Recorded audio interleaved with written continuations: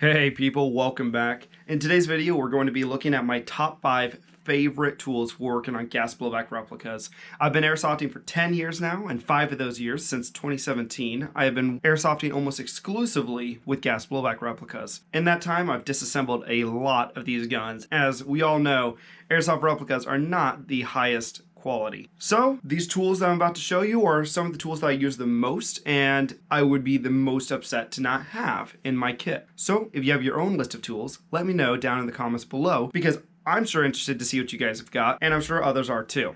So without further ado, let's go and get started with number 5, a set of tweezers, or even just a single tweezer.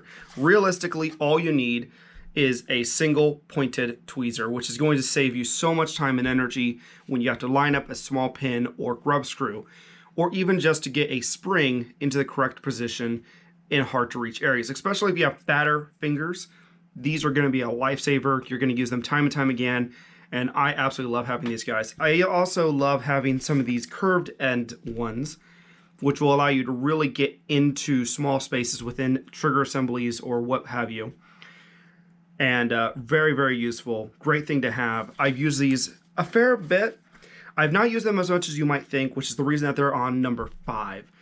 I've used some of these other tools more, or at the very least, these other tools are instances where not having them would make the task impossible or close thereunto. These guys, you can live without, but they definitely will save you a lot of time, energy, and stress to have them. So number 5 is a set or a single tweezer. Number 4 is another tool which is not absolutely necessary but will make your life substantially easier when working in these small spaces. And that is O-ring hooks. They're sometimes called gasket hooks. But basically they are just thin pieces of metal that are bent into interesting shapes, kind of like a needle-like end. And these things are, as the name implies, great for removing O-rings like on nozzles or output valves. The very small, hard to reach O-rings as in input valves, not going to do much for those, but for the larger O-rings and easier to reach areas, these are great for that job. Now, that is not all they're limited to. I use these a lot for working inside of trigger assemblies. You can use the hooked ends to move springs around. You can move the pin around using the L shape to line it up with the holes, whatever you have to do. These are great for that kind of job, just to reach in and move stuff around. That's why I really, really like these. I actually use them less for O-rings and more for just manipulating the trigger assembly or other hard to reach areas. Really great things to have, although they're technically not necessary, but there's only $8 at Walmart, so I think these are well worth it. Now, number 3 is kind of a tool that's a little bit more necessary in the sense that you can't really work without it, right? So it's valve keys. On the right, we have a valve key from Simoon. This is a fairly good one. It has an output valve on this side, and to be honest, I'm not really sure what this one's for, but maybe I just haven't had a need for it yet. And the one on the left is a Comrade Quiche valve key. Both of these work very well. Of course, on this one, you have an input valve key as well. So both of these work very well. And of course, these are the kind of tools that you need to have at least one to take apart your magazine valves. For example, on this GHK mag, you can see that there are slots on each side of the output valve. It would be very difficult to remove this without damaging it. You could do it with pliers, but like I said, you're going to damage the brass of the output valve. So this will help to save your brass a little bit, and it makes it a little bit easier to get in there and take it apart.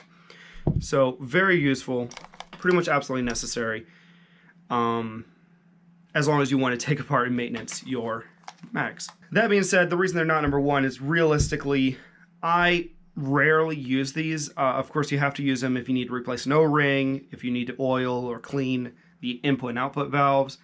But strictly speaking, you can get away without you having these if you absolutely need to. So, but I would recommend at least everyone should have one of these if you're going to be using gas blowbacks on a regular basis. Okay, so the next 2 and 1, they kind of are not necessarily in the correct order in a sense, right? Because it's hard for me to say which is more important to you, but I've decided to set number 2 as my pin punches. I have a relatively thorough set of pin punches here. I don't have every single size. I actually would like to have more eventually. Pin punches are really important to have different sizes so that you don't tear up your receiver by using something that's too big, while at the same time maximizing the surface contact area between the pin and the pin punch.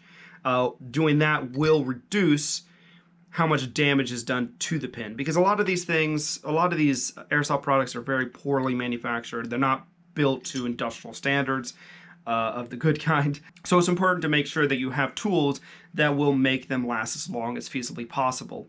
And of course, these are important because a lot of airsoft guns don't use screws, they use pins for most of the components, especially GHK and companies like that. If you're looking at Tokyo Marui, a lot of those guns will have a lot of Allen keys and grub screws. The other half of number 2 is this gunsmithing block, which I actually saw originally from Ollie Talks Airsoft. He recommended getting one of these, and I was like, hey, sure.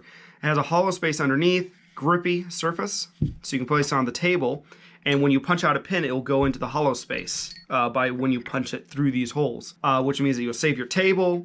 This is a softer, relatively soft surface for your gun to sit on, so you're not going to damage the finish so much. It's a really, really great thing to have. I've only had it for a few weeks, but this is definitely going to be a good friend, I think.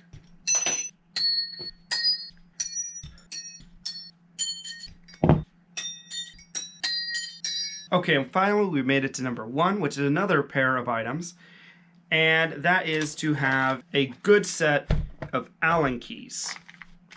These are really important to make sure that, like I've said before, that you minimize the amount of wear that you're placing on your airsoft replicas, because having the correct sized Allen key will make sure that the head of the screws lasts longer. So of course in this set, I have a relatively thorough set of metric and imperial Allen keys. In addition to that, I also recommend having at least a wide variety of screwdrivers to choose from. In this set, this is not all my screwdrivers, this is just a set of smaller screwdrivers that I use.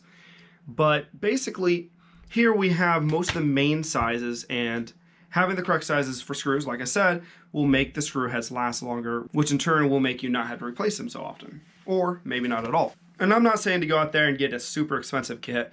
I have seen actual gunsmithing screwdriver sets sold for $100. You don't need to do that. I think that this was somewhere around $20, and I have no idea how much this costs because we've had this forever. It's pretty old. You don't have to have the best equipment. These are airsoft guns after all, but it's just having adequate equipment to make them last as long as possible is important. Like I said earlier, if you have your own list of favorite tools, or even just a single favorite tool, please let me know down in the comments what it is.